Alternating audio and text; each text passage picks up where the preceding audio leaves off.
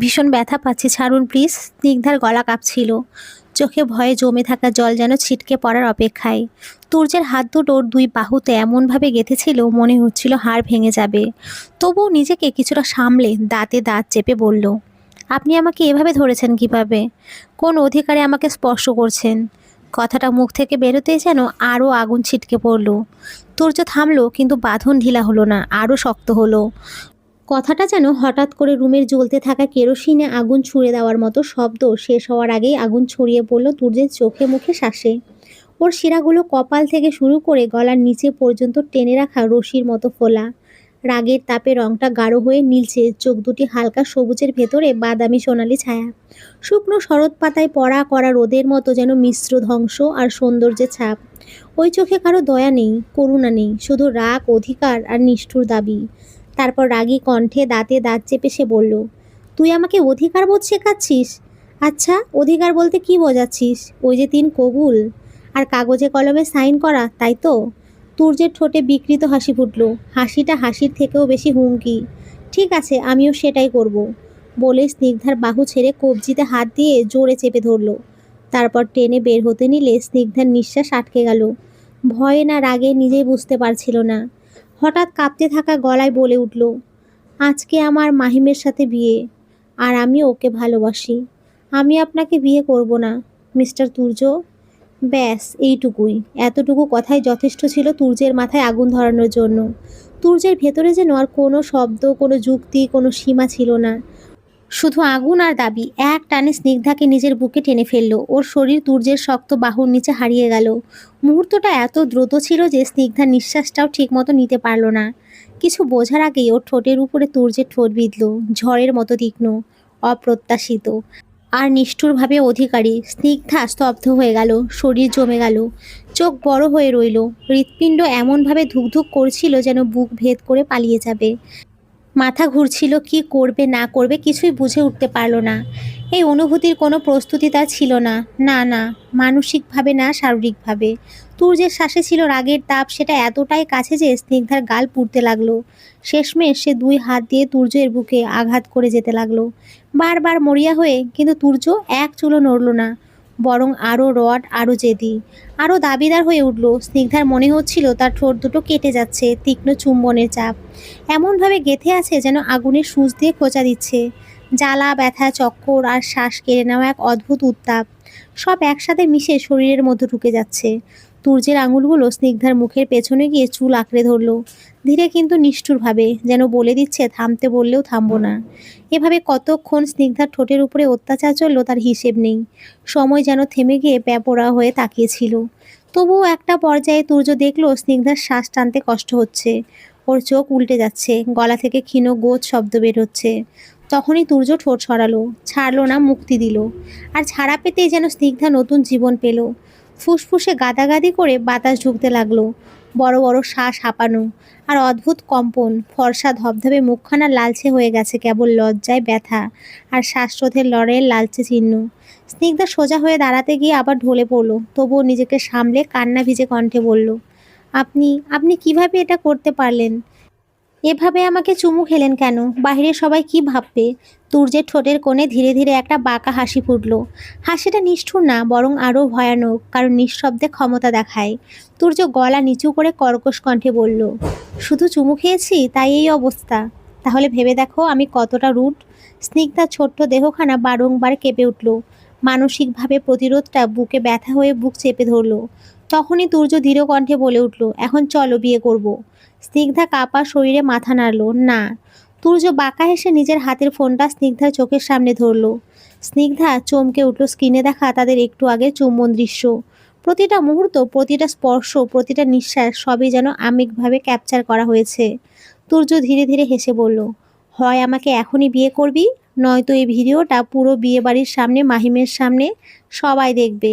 নিশ্চয়ই মাহিম এসব দেখার পর তোকে বিয়ে করবে না, আর তোর পরিবারের অসম্মান হবে। তুই কি চাস এরকম কিছু হোক? স্নিগ্ধার গলার স্বর ভেঙে গেল, চোখে জল, গালে লাল রক্তচাপের চিহ্ন। হাত কাঁপছে, হৃদয় অতিরিক্ত দ্রুত স্পন্দন করছে।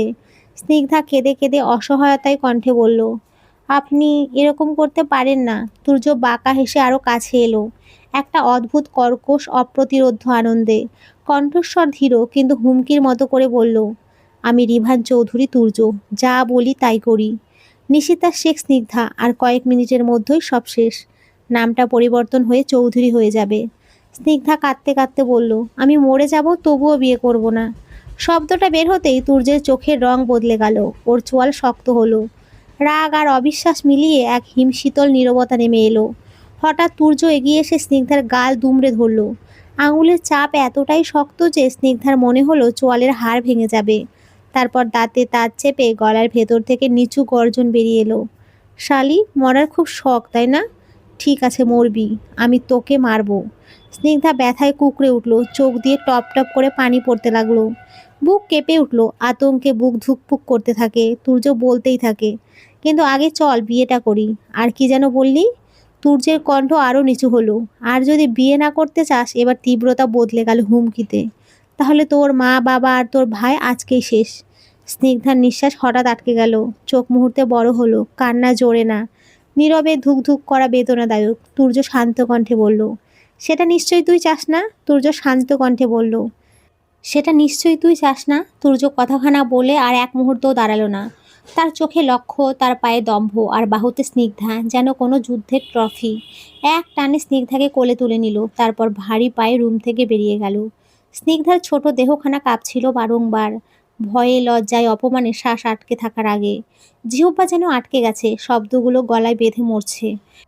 বাইরে এতক্ষণ সবাই আতঙ্কের মধ্যে ছিল, কিন্তু কেউ জোরে কিছু বলতে বা চিৎকার করতে পারছিল না, কারণ তুর্য মন্ত্রী, তার সাথে একজন সফল ব্যবসায়িক মস্তিষ্ক, যার এক শব্দে স্বপ্ননগরের বড় বড় মানুষও থমকে যায়। তার নামের ওজন শুধু ক্ষমতা নয়, ভয়। তার উপস্থিতি শুধু মর্যাদা নয়, নিয়ন্ত্রণ। স্বপ্ননগরের মানুষ কেঁপে ওঠে তুর্য চৌধুরীর নাম শুনলেই। একবার যেই তুর্য স্নিগ্ধাকে কোলে নিয়ে হল রুমে ঢুকলো, সাথে সাথে হল রুমের বাতাস হঠাৎ থমকে গেল। সবার চোখ সেদিকে ফিরে গেল। আলো, রঙিন সাজসজ্জা, গান বাজনা সব নিষ্প্রাণ। কিছুক্ষণ নীরবতা, তারপর সবাই ছিছি করতে থাকে। কথাগুলো সাপের ফোঁসফোঁসের মতো ছড়াতে লাগলো। স্নিগ্ধার ঠোঁটের উপরে লালচে ফেটে থাকা দাগ, হালকা রক্তের রেখা। স্নিগ্ধার মা এসব দেখে আমেনা শেখ চিৎকার করলো না, করতে পারলও না। সে শুধু ধপ করে বসে পড়ল ফ্লোরে, চোখে জল, বুকে হাত। আর বাবা মোশাররফ শেখ নিঃশ্বাস ফেলল, হা হুতাশে ভরা সাউন্ড, যেন কষ্টটা বুক ফেটে বেরিয়ে আসছে, তবুও দমিয়ে রাখছে। স্নিগ্ধার ছোট ভাই সোহান ক্লাস 5-এ পড়ে। খুদে একটা শরীর আর চোখ ভরা সাহস। হঠাৎ চিৎকার করে উঠল, আমার আপুকে ছেড়ে দিন। আমার আপুকে আপনি জোর করে ওই রুমে নিয়ে গেলেন কেন? তার কণ্ঠ কাঁপছিল, কিন্তু ভয় না, অস্মিতা থেকে জন্মানো কাঁচা দাও দাও আগুন। তুর্য বাঁকা এসে সোহানের দিকে তাকিয়ে স্থির স্বরে বলল, তোমার বোনকে আমি এখন বিয়ে করব, আর তুমি হবে আমার শালা। সোহান কিছু বলতে যাবে, ঠিক তখনই হলের অন্য প্রান্ত থেকে একটা চিৎকার ছুড়ে এলো, এখানে কি শুটিং হচ্ছে? মাহিম বলল। তার চোখ লাল, মুখ কঠিন, চশমার নিচে কপালে ঘাম, কণ্ঠে রাগ আর ভেঙে যাওয়া অধিকার। স্নিগ্ধা আমার হবু বউ। তার কথাটা শেষ হবার আগেই তুর্য বলে উঠল, আর আমার বউ হবে। মাহিম ক্ষেপে উঠে সামনে এগিয়ে যেতে গেল। তুই কি বললি? তখনই তুর্য চোখের হালকা ইশারা করলো। তার 2 বডিগার্ড মুহূর্তে এগিয়ে এসে মাহিমের 2 হাত শক্ত করে ধরে ফেলল। মাহিম ছটপট করতে করতে বলতে লাগলো, ছাড় ছাড় ছাড় বললাম। তুর্য ঠান্ডা চোখে চারপাশে তাকালো। মানুষের ফিসফাস, নিন্দা আর হতবিহ্বল দৃষ্টির মাঝে তার কণ্ঠ যেন আগুনের মতো কেটে গেল। ছাড়ার জন্য ধরেছে নাকি? বডিগার্ডরা সাথে সাথে হাত শিথিল করলো। মাহিম হাঁপাতে হাঁপাতে দাঁড়িয়ে রইল, চোখে রাগ, কষ্ট আর অপমানের মিশেল, এক অদ্ভুত দৃষ্টির ঝলক। তুর্য ধীরে পা ফেলে এগিয়ে গেল, যেন প্রতিটি পদক্ষেপের সাথে হলরুমটাকে আরও গুমোট হয়ে উঠেছে। স্নিগ্ধাকে নিজের বাহুতে আগলে সোফায় বসালো। স্নিগ্ধা কাঁপছে ভয়ে, লজ্জায়, অপমানে। তার ঠোঁটের পাশে শুকিয়ে যাওয়া রক্ত যেন হলরুমের সব আলোকে এক মুহূর্তে নীরব করে দিল। তুর্য কণ্ঠ নামিয়ে বলল, কাজী সাহেব, বিয়ে পড়ান। কাজীর বৃদ্ধ মুখ দুম করে ফ্যাকাশে হয়ে গেল, চোখ দুইটা কাগজের মতো শুকিয়ে গেল। এত চাপের মধ্যে বিয়ে পড়ানো জীবনে হয়তো কখনো লাগেনি। তখনই মোশাররফ শেখ চিৎকার করে উঠলেন, না, আমার মেয়ের অনুমতি ছাড়া তুমি কোনো বিয়ে করতে পারবে না। তার কণ্ঠ কাঁপছিল, সম্মান হারানোর ভয়, বাবার অসহায়ত্ব আর এক চিমটি প্রতিবাদের জেদ।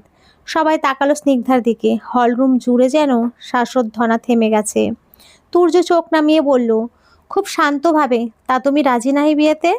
এবার চোখ গেল স্নিগ্ধার দিকে, একবার বাবার দিকে, তারপর ধীরে ধীরে মাহিমের দিকে। মাহিম আড়ষ্ট কণ্ঠে বলল, স্নিগ্ধা তুমি ভয় পাচ্ছ তাই না? ভয় পেও না, আমি আছি। তুমি। কথা শেষ করার আগেই স্নিগ্ধার গলা কেঁপে উঠল। না, আমি ভয় পাচ্ছি না, আর আমি এই বিয়েতে রাজি। এক মুহূর্তে সব শব্দ যেন গিয়ে আঘাত করলো মাহিমের বুকে। তার চোখের ভেতরে চিৎকার থেমে গেল। সেই দৃষ্টি স্নিগ্ধা এড়িয়ে নিচু হয়ে গেল। তুর্য ঠোঁটের কোণে এক টুকরো বাঁকা হাসি এঁকে বলল, সময় নষ্ট করার মানে কি? কাজী সাহেব, শুরু করুন। হলরুমে সকলের চোখের সামনে এক অসম যুদ্ধ শুরু হলো। সম্মান বনাম ক্ষমতা, ভালোবাসা বনাম ভয়। আর মাঝখানে দাঁড়িয়ে স্নিগ্ধা, যার কণ্ঠ সবাই শুনল কিন্তু তার মনের আলাপ কেউই বুঝল না। অবশেষে সেই মুহূর্ত এসে গেল, যেই মুহূর্তে সিদ্ধান্ত নয় বরং বিচার হয়। সবার নিঃশ্বাস আটকে বসে আছে। হলরুমের বাতাসটা যেন জমাট বরফের মতো ভারী।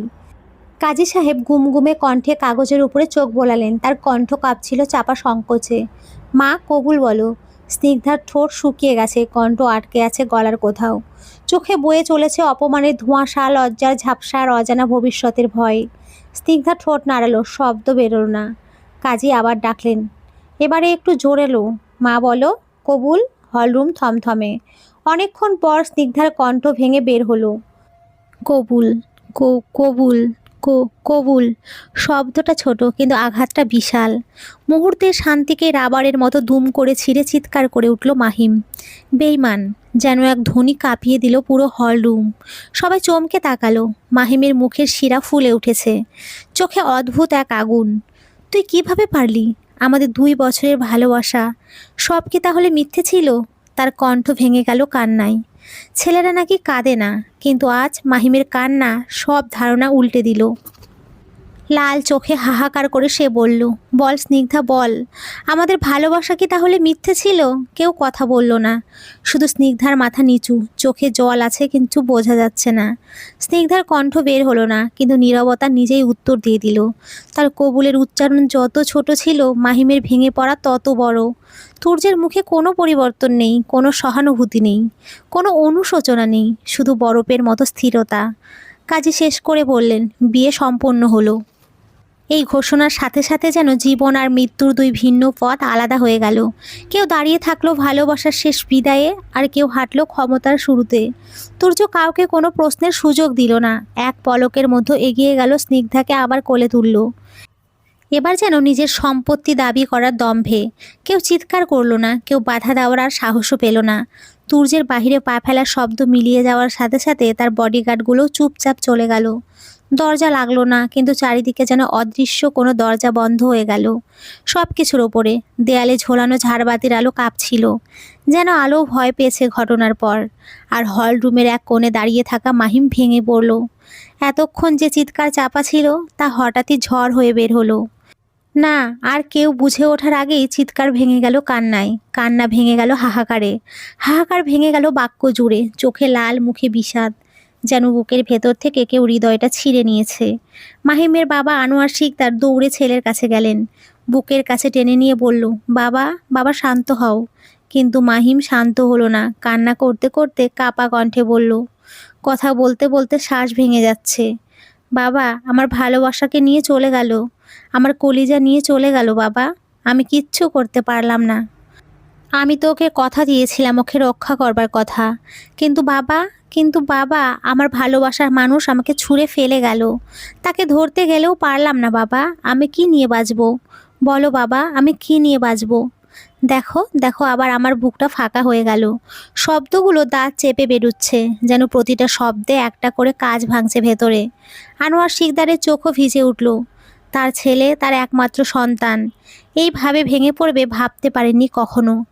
এবার আর কেউ চোখ শুকনো রাখতে পারল না। স্নিগ্ধার মা কাঁদছে, স্নিগ্ধার বাবা নত মাথায় দাঁড়িয়ে আছে, কারো কণ্ঠ নেই, কারো প্রতিবাদ নেই। আনোয়ার শিকদার গলা ধরে আসা কণ্ঠে বলল, চিন্তা করো না বাবা, সব ঠিক হয়ে যাবে, আমি আছি, তুমি একা না। কিন্তু বাবার এই আশ্বাসও ধরে রাখতে পারল না ছেলের ভাঙা বুক। মাহিমের শ্বাস ভারী হয়ে এলো, চোখ ঘোলা, শরীর ঢলে পড়ল, হঠাৎই দুম করে ভেঙে পড়ল মেঝেতে। মাহিম! আনোয়ারের কণ্ঠ ফেটে গেল আকাশে। দর্শকারী ছুটে এলো, পানি ঢালা হলো মুখে, ডাকাডাকি, কিন্তু অচেতন মুখে কোনো সাড়া নেই। একটা বিয়ের হল ঘর মুহূর্তেই পরিণত হলো যুদ্ধক্ষেত্রে। কারো ভালোবাসা শেষ হলো, কারো ঘর হলো, আর কারো জীবন ভেঙে পড়লো দেয়ালের কোণে। তুর্য ঠান্ডা ভঙ্গিতে স্নিগ্ধাকে কোলে নিয়ে হলের বাইরে বের হয়ে এলো। রাতের বাতাসে শীতলতা ছিল, কিন্তু সেই শীতও তুর্যের চোখের চেয়ে কোমল। স্নিগ্ধাকে গাড়ির পেছনের সিটে বসিয়ে দরজা বন্ধ করার শব্দ রাতের নীরবতাকে চিরে ফেলল। ধপ। ঈশান দৌড়ে গিয়ে গাড়ির কাছে দাঁড়ালো। বিকেলের আলো ঝুলে থাকা ফেয়ারলিটি লাইটে পড়ে তার মুখেও আতঙ্ক দেখা যাচ্ছিল। ঈশান তুর্যের অ্যাসিস্ট্যান্ট। তুর্য শার্টের হাতা গুটিয়ে ফোনটা পকেট থেকে বের করে বলল, ঈশান। ঈশান সোজা হয়ে দাঁড়ালো। জি স্যার, বাড়ি গিয়ে সবাইকে জানিয়ে দেবে আমি বিয়ে করেছি, আর রাত 8টার দিকে বউ নিয়ে ফিরবো। ঈশান অবচেতনে ঘড়ির দিকে তাকালো, তারপর উদ্বিগ্ন কণ্ঠে বলে উঠল, স্যার এখন তো 7:30 বাজে, মানে 8টা পর্যন্ত 1 ঘন্টা বাকি। আপনি আপনি সেই সময় কোথায় থাকবেন স্যার? প্রশ্নটা শেষ হতেই বাতাস থমকে গেল। তুর্যের চোখ উঠে এলো ঈশানের চোখে। সবুজের মধ্যে বাদামি সোনালি এক অদ্ভুত ঝিলিক, যেন হিংস্র কোনো পশুর চোখে আগুনের প্রতিফলন। কণ্ঠ নরম, কিন্তু নরমটা যতটা, ভয় তার দ্বিগুণ। তারপর শান্ত কণ্ঠে বলল, তুমি কি আমার সময়ের হিসাব রাখবে ঈশান? ঈশানের কাজ ঝাঁকি খেলো, গলায় শব্দ আটকে গেল। তার ঠোঁট কাঁপলো। না না স্যার, বলেই দিচ্ছি বাড়িতে। তুর্য ঠোঁটের কোণে একটুখানি বাঁক তুলে গাড়িতে উঠে দরজা বন্ধ করলো। কাচের পশ্চিম পাশে তার চোখের তীক্ষ্ণ আগুন একটু ঝলক দিয়ে মিলিয়ে গেল। আধা ঘন্টা পর ঘড়ির কাঁটা যেন থেমে গেছে। কেবলমাত্র মিনিটের কাঁটা ধীরে ধীরে এগোচ্ছে, আর সেই সময়ের প্রতিটা সেকেন্ড স্নিগ্ধার বুকে কেঁপে উঠেছে। আধা ঘন্টা, মাত্র 30 মিনিট, কিন্তু স্নিগ্ধার কাছে তা যেন 30 জন্মের মতো দীর্ঘ।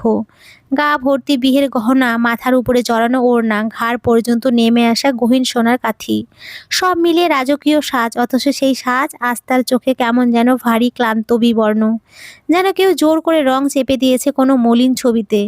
ওর দেহখানা থরথর করে কাঁপছে। ঠোঁটের পাশে সেই ক্ষত এখনো লালচে আভা দেখা যাচ্ছে। ব্যথা আছে, ভয়ও আছে। তার সামনেই বসে আছে তুর্য। বসে বলা ভুল, তুর্য যেন স্থির, নিঃশব্দ ঝড়ের মতো। লম্বা গড়ন প্রায় 5 ফুট 11 ইঞ্চি, চওড়া কাঁধ, শক্ত চোয়াল, তীক্ষ্ণ নখের রেখা, সবকিছু মিলিয়ে একটা অদ্ভুত শাসন ভাব। তার গায়ের রং শ্যামবর্ণ হলেও কেমন উজ্জ্বল রোদে পুড়ে তৈরি হওয়া পুরুষের তেজ। দাড়ি একদম খোঁচা খোঁচা সেভ করা, কিন্তু রুক্ষ চোখ। সেই চোখই সবচেয়ে ভয়ঙ্কর। সবুজের ভেতরে বাদামি সোনালি ঝিলিক, যেন শুকনো পাতার উপরে পড়া সূর্যের আলো। সেই আলোতে রাগও আছে, কর্তৃত্বও আছে, আবার গভীরও, কোথায় যেন অচেনা অনুভূতির ছায়াও। কপালে স্থায়ী ভাঁজ, যেন সারাদিনই বিরক্ত। মুখখানা গম্ভীর, এমন গম্ভীর যা কারো শির দ্বারা কাঁপিয়ে দিতে পারে। স্নিগ্ধার চোখ নিচের দিকে নামানো, ওর শ্বাস ওঠানামা করছে, কিন্তু তুর্য নড়ছে না। তার পরনে কালো শার্ট প্যান্ট, উপর থেকে ওভারকোট, হাতে স্টিল ব্যান্ডের ঘড়ি। প্রতিবার হাত তুললে সেই ঘড়ির আলো স্নিগ্ধার চোখে পড়ে। আর মাথার চুল সোজা, ঝকঝকে জেল দিয়ে নিখুঁতভাবে সেট। অপ্রয়োজনীয় কিচ্ছু নেই, অযথা কিছু নেই, সব মিলিয়ে এক পুরুষ, নির্মম, আকর্ষণীয়, বিপজ্জনক। কোনো শব্দ নেই, শুধু স্নিগ্ধার গলার ভেতরে চাপা কান্নার গন্ধ, আর তুর্যের নিঃশ্বাসে অদ্ভুত শীতলতা। মরতে চাইলে নীরবতাটা এত ঘন হয়ে উঠেছিল, যেন বাতাসও শ্বাস নিতে ভুলে গেছে। হঠাৎ সেই নীরবতা ভেঙে তুর্যের কণ্ঠ ছবি হয়ে ফিরে এলো। তোকে এখানে কেন এনেছি বলতো? কণ্ঠের উত্তাপ নয়, বরং ঠান্ডা কাটা। ঠান্ডার ভয়ে আসল রূপ। স্নিগ্ধা একটুও নড়ল না। ওর মাথার ভেতরে শব্দ আটকে গেছে। ঠোঁটের কাটার জ্বালা আর বুকের দপদপে বাতাস মিশে শরীর জুড়ে ছিঁড়ে যাচ্ছে ভয়। তুর্যের কপালের ভাঁজ আরও গম্ভীর হলো। সে ধীরে ধীরে দাঁড়ালো, প্রায় নিঃশব্দে। স্নিগ্ধা আটকে উঠে 2 পা পিছিয়ে গেল, তারপর কাপা কণ্ঠে বলল, আমি জানি না। তুর্য এবার ঠাট্টা নয়, তিক্ত কণ্ঠে বলল, তুই না মরতে চাইছিলি, তাই তোকে মারতে এনেছি। এক মুহূর্তে স্নিগ্ধার হাঁটু কেঁপে গেল। শব্দটুকু শরীর ভেদ করে যায়। ঘাড়ের নিচে ঘাম টলমল করে উঠল। না, আমি আমি মরতে চাই না। গলাটা শুকনো, কাপা, ভাঙা। তখন ইচ্ছে করে বলিনি, ভয়ে বলেছি। তুর্য নিঃশব্দে সামনে পা বাড়ালো। প্রতিটি পা যেন সময়কে পেছনে টেনে নিচ্ছে। স্নিগ্ধা আরও 2 পা পেছলো, কিন্তু দেয়ালে পিঠ ঠেকে গেল। সরে যাওয়ার আর জায়গা নেই। আর আগেই তুর্যের হাত ঝড়ের মতো এগিয়ে এলো। এক টানে তাকে নিজের বুকে আটকে ফেললো। শ্বাস বন্ধ, ব্যথা তীক্ষ্ণ, বুকের হাড্ডি ভেঙে যাবে কিনা সন্দেহ। স্নিগ্ধার নিঃশ্বাস কেঁপে যাচ্ছে, গলার কাছে জড়তা, ভয়ে কথা বের হয় না। তুর্যের খসখসে আঙুল এবার স্নিগ্ধার গালে শক্ত করে চেপে ধরল, এমন জোরে যে সেই নরম ত্বক তীব্র ব্যথায় কেঁদে উঠল। চোখ দুইটা এত কাছে, এতটাই কাছে যে স্নিগ্ধা দেখতে পেল তুর্যের চোখের ভেতরের বাদামি সোনালি আগুন। দাঁতে দাঁত চেপে নিচু গলায় বলল, কেন? তোর না অনেক শখ মরার? চল, আমি পূর্ণ করে দেই। স্নিগ্ধার নিঃশ্বাস আটকে গেল, ঠোঁট কাঁপছে, চোখে ভয়ের শীতলতা। তুর্য তার হাত ভারী কণ্ঠে বলল, জানিস এই জায়গাটা কোথায়? স্নিগ্ধা প্রথমবার চারপাশ দেখার চেষ্টা করলো। চোখ ঘুরিয়ে দেখলো কারণ ওর গাল ধরে আছে তুর্য। তবুও চারপাশে দেখলো গ্যারেজের মতো বড় ঘর, চারিদিকে ধাতব গন্ধ, পুরনো লোহার শিক, অন্ধকারের মধ্যে হালকা লাল লাইটের শোভাবিহীন আভা। মেঝেতে পড়ে আছে পুরনো দড়ি, রড, চেইন আর কয়েকটা দাগ। চেনা নয়, কিন্তু বোঝা যায় তুর্যের কণ্ঠ এবার শীতের মতো। এখানে আমি মানুষ মারি। 1 সেকেন্ডে কথাটা বাতাসে চিরে গেল। স্নিগ্ধার গলা শুকিয়ে গেল, ঠোঁট সাদা হয়ে গেল। মানুষ মারার গোডাউন। তুর্যের চোখে খেললো একটা হিসেবের শান্তি। যারা আমার কথার অবাধ্য হয় তাদেরকে এখানে এনে গায়েব করি, তাই তোকেও এখানে গায়েব করে দেব। তার কণ্ঠে কোনো হুমকির চিৎকার নেই, বরং ভয়ঙ্কর নির্লিপ্ততা। তারপর তুর্য ধীরে ধীরে ঝুঁকে এলো আমার যা দরকার তাই নিয়ে। শব্দের প্রতিটা ফোঁটা স্নিগ্ধার পুরো শরীরকে থরথর করে কাঁপালো। গলার কাছে আটকে থাকা ভয় এবার চোয়াল ভেদ করে বেরিয়ে এলো কান্নায়। স্নিগ্ধা হঠাৎই কান্নায় ফেটে পড়ল। চোখ থেকে টপ টপ করে পানি পড়তে লাগলো। বিনা বিরতিতে, বিনা শব্দে তুর্য দেখলো একবার দুবার, তারপর হাতটা গাল থেকে সরিয়ে নিল। যেন কান্না দেখলে তার বিরক্ত লাগে। স্নিগ্ধা কাঁপা কণ্ঠে ফোঁপাতে ফোঁপাতে বলতে লাগলো, প্লিজ আমাকে মাফ করে দিন, প্লিজ। আমি আর কখনোই মরার কথা বলবো না। আমি মরতে চাই না। কান্নার মাঝে ভাঙা ভাঙা শব্দ, কিন্তু প্রতিটা শব্দে ছিল একটা অনুনয়, বাঁচার অনুনয়। তুর্য এবার ধীরে শ্বাস টানলো। দৃষ্টি স্নিগ্ধার চোখে, যেখানে ভয় আর টিকে থাকার আকুলতা গলে এক হয়েছে। এই কান্না আর ভয় তুর্যের ঠোঁটে এক ফোঁটা হাসি খেলিয়ে গেল। ক্ষমতাবান মানুষ চিৎকারে নয়, বরং ভয় দেখিয়ে নীরবে যেতে।